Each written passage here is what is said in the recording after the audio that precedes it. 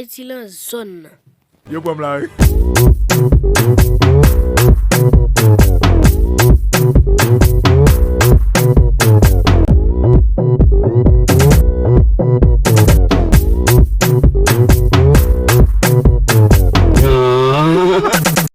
Bon là.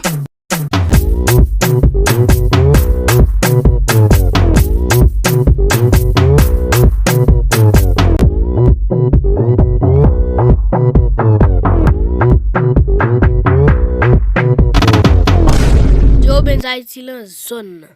Yo pour là.